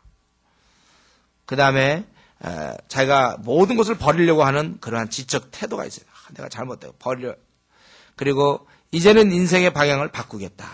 그런 의지적 결단이 있어야 되는 것입니다. 그래서 회개라는 그런 게 회개예요. 제가 지난번 설교할 때 많이 했던 바로 그런 케이스. 제가 한 번 더 얘기하면 제가 어릴 때 보았던 장로님 한 분 계시다고 그랬죠. 제가 다니던 교회. 그 장로님이 원래는 술만 밤낮 먹고 밤낮 바람 피고 마누라 쥐어받고 밤낮 그러다 전형적인 아주 옛날 사람이니까 제가 어릴 때 봤으니까 얼마나 오래전 사람. 대부분 남자들이 그랬어요. 그 사람 그때 이제 아주 좀 권력도 좀 있었는데 그래서 막 그냥 밤낮 술 먹고 그냥 안에 두들겨 패고 바람 피우고 집에 제대로 돈도 안 갖다 주고 완전 남봉 꾸러 살던 사람인데 딱 예수님 믿고 나서부터는 이제 딱 생활이 달라진 거예요. 그래서 혼자 성경 보면서 많이 울고 기도하고. 근데 제가 그 집에 갔을 때마다 보는 거 뭐냐면 장로님 혼자 이렇게 책상 펴놓고 앉아서 성경 읽고 있어요. 계속 혼자 무릎 치고 울다가 성경 몰다가 또 막 울기도 하고 또 막 계속 전 그런 모습 많이 봤어요. 그다음부터 이제 부인은 어떻게 됐을까요? 안 얻어맞죠. 예수님 덕에 이제 안 얻어맞는. 제가 아는 어떤 우리 간사가 한 명 있었는데, 그래서 간사가 된 형제한테 물어봤어요. 어떻게 하다가 네가 예수 믿게 됐는가? 형이 수련을 갔다 오더니 자기를 안 때리더래요. 형이 자기 생에 안 때려. 수련을 갔다 오더니. 그래서 자기도 믿게 됐다는 거예요. 그래서 나중에 이제 간사까지 지원했는데, 바뀌어야죠. 제가 반나 동생 두들겨 팼던 이 친구가 예수님 믿고 나서 삶이 바뀐 거야. 근데 돌아와서 막 더 두들겨 패면 어떻게 되겠습니까? 그건 안 돼요. 삶이 바뀌는 거예요, 여러분. 삶이 진짜 바뀌어야 돼, 자기가. 이게 성령의 능력이에요. 우리 교회도 그런 분 있잖아요. 그쵸, 우리 교회. 30년 동안 술 드셨다니까요. 술 없이 못 살아요. 보통 술 먹으면 친구들이랑 먹는데 이 사람은 혼자 먹어요, 혼자 한 번 먹으면 술 깨기 전에 또 먹어. 그래서 일주일 내내 술기운에 있는 거야. 막 밤낮 술 먹고. 이제 주님 믿고서는 술을 딱 끊었잖아요. 우리 교회 그런 분 있죠? 예. 그렇게 하는 거야, 원래. 술을 또 다 끊고, 모두. 자기가, 이젠 바뀐 거죠. 주위 사람 놀라는 거죠. 그래서 그 친구들이 다 놀란다니까.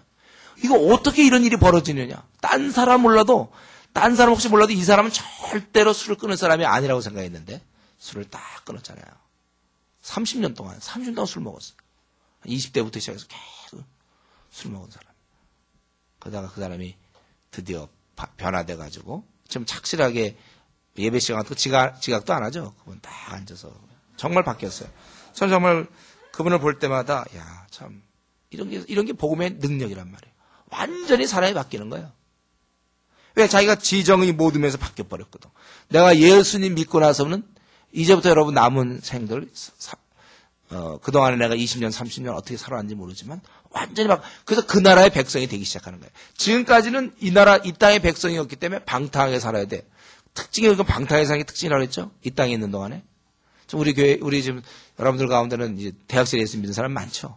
그때 원래 믿기 전에 무슨 방탕해야 돼, 방탕. 안 믿으면서도 방탕하지 않는다? 그것도 이상한 거예요, 그거는 또. 예수님은 어떻게 안 믿으면서 방탕도 안 합니까? 그건 또 괴상한 사람이에요, 그 사람은. 아니면 내숭 떠는 사람이지. 겉으로 보기에는 아니지만 속으로 봐. 예수님을 믿고는 달라지는 거예요. 달라져요. 이게 안 달라지니까 우리 야고보서에 나온 것처럼 저 행동이 이상해. 행위 없는 믿음 저 죽은 거다. 그렇게 보는 거죠. 달라지기 시작해요, 여러분들. 그래서 우리 동생 쥐어박던 친구가 절대 동생을 안 때리고 잘못된 걸 깨달은 거예요. 또 우리가 부모님께 대항하던 사람은 부모님 말씀에 순종이 시작하고, 형제간에 막 집에서도 형제간에 원수 지내는 사람이 내가 잘못했다고 그러고, 그렇게 바뀌는 거예요.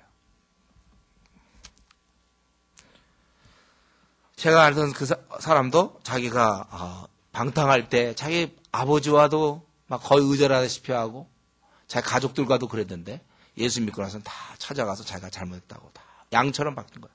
그래서 다 화해하고 다 바뀌는 거예요, 여러분. 여러분이 예수님 믿는다는 걸 원래 완전히 바뀌는, 초대교회 때 그랬던 거예요. 그러니까 사람들이 보면서 기독교에 몰려들기 시작했죠. 저 사람 교회 다녀도 여전히 돈 쓰는 거 보면 아직도 구두쇠고 말이죠. 아직도 우리가 자기가 돈의 노예가 된 거예요. 돈의 노예. 돈을 우리가 쓸 수 있는 사람이 돼야 되는데 돈의 노예가 돼서 세상 사람처럼 돈의 노예가 되는 거예요. 바뀌어야 돼요. 자기 감정의 노예가 돼서도 안 돼요. 감정도 이겨내야 되고, 나는 없어졌구나. 나를 이제 십자가에 놔도, 옛날에 죄 짓기 좋아하고 방탕하게 살던 나를 십자가에다가 나도 못을 박는 거예요. 주님이 할 때 나도 마찬가지로. 그래서 그리스도 예수의 사람들은 그 정과 욕심을 십자가에 못 박았느니라. 우린 다 죽었다가 다시 태어난 사람. 제2의 두 번째 삶을, 세컨 찬스, 우린 두 번째 기회를 갖고 살아가는 거예요. 덩으로 사는 인생이죠, 저와 여러분은. 근데도 아직도 이렇게 살면서도 아직 자기가 덤이 아니라고 생각하면서, 암 같은 거 걸리고 나서는 그러고 나면 이제 덤으로 사는 인생 주를 위해 충성하겠다 이런단 말이에요. 이미 저와 여러분이 덤이라니까요. 우리 만약 주님 안 믿었으면 어땠을까요? 지금 이 자리에 이렇게 앉아있나, 우리가? 주님 안 믿었으면 정말 우리 많은 죄악을 범했을 거예요. 그러나 이렇게 바뀌는 거예요. 인생이 바뀌는 것입니다. 이게 정말 회개는 과거의 자기 생활, 내가 원하는 대로 살던 것, 또 모든 것을 버리려는 그리고 인생의 방향을 바꾸게 돼요. 이제 남은 생은 주를 위해 사는 거예요, 우리가. 저희 여러분이 끝났어요. 우리의 비전, 남은 생 다 주를 위해 사는 게 비전이죠. 주를 위하여, 주의 나라 확장을 위해 우리 삶을 드리는 거예요. 그 교사가 될 수도 있고, 교수가 될 수도 있고, 사업가가 될 수 있는데, 그런 직업의 형태는 다르지만, 우리는 다 주의 나라를 위하여, 주님의 왕권을 위하여, 영화롭게 하기 위해서 하나님을 영화롭게 하기 위해서 우리의 남은 생을 드리는 거예요. 내가 공부하는 이유도, 그런 의미에서 내가 유학을 가려면 유학도 가는 거고, 그러니까 유학 가는 게 단지 어릴 때부터 꿈이었다거나 박사학위 한번 받아봐야 되겠다가 아니라, 주를 위해서라면 유학을 가서 PhD를 따야 되고, 어떤 사람은 주를 위해서라면 원래 PhD를 딸 거를 포기하는 사람도 있어야 돼요. 주를 위해서라면. 포기할 수도 있고 붙잡을 수도 있고, 사람마다 다 달라요. 어떤 사람은 주를 위해서 밀림에 들어가는 사람이 있고, 어떤 사람은 밀림에 들어가면 안 될 사람이 들어간다면 또 그것도 곤란해. 주를 위해서라면 우리가 달라요. 여러분들이 아직까지 어릴 때 꿈이었다든가 이런 얘기를 하면 안 되고, 주를 위하여 우리가 살아가는 것입니다. 자, 결론을 말씀드리겠습니다. 우리 결론. 우리가 이 하나님 나라는 아들의 나라에서 아버지 나라로 이어지고 우리는 그 가운데 있기 때문에 비록 불완전하지만 여기서 기쁨과 희락과 만족과 희열을 우리는 누리면서 살아가는 거예요. 그리고 그것이 먼저 인간에게 임하고 인간들이 모이면서 점점 외적 세계가 되면서 교회 공동체가 되는 거죠. 교회 공동체. 이 교회라는 것은 가견적인 하나님의 나라다. 그래서 여러분들이 이 교회에 속해 있는 거예요. 다. 자, 우리는 이러한 하나님, 지금까지 우리는 내가 중심이어서 내가 살아가기 위해서는 하나님이 필요했어요. 물론 지금도 이 말은 맞아요. 우리가 평생 하나님이 필요하겠죠. 그러나 중심이 항상 나를 복주는 분, 내 앞날을 잘 열어주는 분, 이런 분으로 우리가 하나님을 알고 있었다면 그것은 잘못된 기복신앙입니다. 그건 하나님 나라의 하나님 나라의 그런 흐름과 정반대가 되는 거예요. 다시 얘기해요. 하나님 나라는 하나님이 왕권을 갖고 있어야 되는 거예요. 그분의 다스림에 우리가 복종하면서 사는 거예요. 이게 하나님 나라의 모습입니다. 집에서 이제 이런 것도 집에서 나타나는 거잖아요. 우리 보통 요즘 말고 옛날 같으면은 아버지 가장이 있어서 아버지 말씀에 순종하고 이렇게 쭉 그렇게 되는 거예요. 그래서 초대교회는 자기가 중심이 아니기 때문에 때로는 주를 위해서 화형도 당하고 사자의 밥이 되기도 하고 죽어가는 거예요. 그 이전에 욥의 태도도 마찬가지죠. 주신 자도 하나님, 거두신 자도 하나님. 아무리 힘들어도 그가 그렇게 되는 것입니다. 그래서 이 나를 부인하고 이제 하나님을 주인으로 모시면서 사는 사람이 하나님 나라의 백성이고 그런 사람의 최고의 관심사는 먼저 그의 나라와 그의 의를 구하는 거예요. 최고의 관심사는 하나님 나라인 것입니다. 모든 것을 버려두고 쫓았다 그 말이죠. 모든 것을 우리가 버려두고 쫓는 것입니다. 이게 우리의 최고의 관심사가 돼야 돼요. 먹고 사는 문제, 직장의 문제, 나의 어릴 때의 꿈, 그것보다 그의 나라를 위해서 주님이 원하신다면 기꺼이 내 생을 드릴 수 있어야 돼요. 그래서 오늘 우리 가운데도 주님께서 만약에 나를 갖다가 만약에 교수로 부른다면 우리 기꺼이 우리가 교수의 길을 갈 것이고 또 주님께서 나를 선교사로 부르신다면 기꺼이 선교사로 가는 겁니다. 그 나라가 확장될 수 있도록 나를 어떻게든 죽여야 돼. 나의 최고의 적은 바로 나거든요. 나의 욕심과 나의 감정의 만족 이걸 다 눌러야 된다는 거예요. 우리의 최대의 관심사가 먼저 그의 나라와 그의 일을 구해야 돼. 그렇기 때문에 내가 무슨 시험이 있고 뭐가 있고 하기 때문에 예배 빠지고 막 이런 건 잘못된 태도라는 거예요. 항상 먼저 자기가 다 계산하고 시간 남으면 수련회도 올린다든가 시간 남으면 좀 참여하고 이런 게 아니라 먼저 이거 시간을 떼놓고 나머지를 조정할 수 있어야 돼. 먼저 그의 나라와 그의 의를 구해야 되는 것입니다. 그리고 우리는 우리의 삶과 내 삶이나 하면 교회 공동체의 삶을 통해서 하나님 나라가 드러나야 돼. 그래서 나의 삶을 통해서도 우리는 섬김과 또 다른 사람을 용서하고 이 아버지의 모습을 자녀들이 드러낼 수 있어야 돼요. 그래서 우리는 어제 얘기한 야고보서처럼 외모로 사람을 보지 않냐고. 세상은 다 직위로 그 사람이 어떤 배경과 어떤 학벌과 어떤 그런 거 따지지만 우리는 그런 거 다 재산으로 따지지 않아요. 우리는 외모로 보는 법도 없고. 우리가 또 언어에 있어서도 사람을 비방하지 않냐고. 이미 하나님의 아들과 딸 같은 모습을 우리 삶 속에서 드러내야 되고 교회 공동체가 바로 서로 사랑하고 섬겨야 되는 거예요. 서로 우리가 그래야 되는 것입니다. 그리고 마지막으로 바로 이런 나라 우리는 여기에 철저히 하나님이 하시는 일에 절대 감사해야 됩니다. 우리에게 불평이 없어야 돼. 우리 하나님이 하시는 일을 감사해요. 왜 하나님 나를 갖다가 이런 가정에서 태어나게 하셨습니까? 그건 믿기 전에 하던 얘기고 지금은 그걸 통해서 내가 연단을 하나님이 원하신다는 걸 깨달아야 되고 자기의 외모에 대해서도 자기의 재능에 대해서도 하나님이 이런 외모를 주셨고 하나님 나에게 이렇게 하셨구나. 그래서 우리가 하나님이 이렇게 하셨는데 왕께서 우리는 그것을 감사할 수 있어야 돼. 모든 면에 대해서. 저 같은 경우는 축구 같은 거 썩 잘하는 편이 못 되거든요, 제가. 그러나 그것을 감사할 수 있어요. 어떻게 해? 감사. 그것 때문에 내가 어떻게 모든 문제에서 자기가 어떤 문제 자기가 제대로 다른 사람과 비교할 때 못한다 할지라도 하나님이 그렇게 허락하셨다면 우리가 그것에서 늘 감사하고 여러분이 절대 순종하는 것을 배워야 돼요. 절대 순종. 그래서 이런 의미에서 하나님은 눈에 보이는 부모에게 순종하는 것을 얘기하잖아요. 그래서 우리가 부모에게 순종해야 돼, 우리가. 또 결혼하면 자매들은 남편에게 순종하는 법을 배워야 되는 거예요. 순종하고. 교회는 교회 질서, 교회 가르치는 자에게 순종하라고 성경에 돼 있죠. 윗사람에게 순종해야 되고, 직장에 들어가면 직장의 상사에게 순종해야 돼. 원래 다들 불순종해, 사실은. 욕해요. 그러나 여러분들은 순종해야 돼. 까다로운 사람에게도 순종하. 이게 천국 백성의 모습이에요. 그래서 우리는 철저히 순종하고, 이 방골 기질이 나쁜 거예요, 그래서. 좀 말하면 들어야지. 슬슬 웃어서 말 안 듣는 사람들이 있어요. 방골 기질. 어떻게든지 공동체에서 이렇게 약간 왕따가 되려고 스스로 노력해. 그런 행동하면 사람이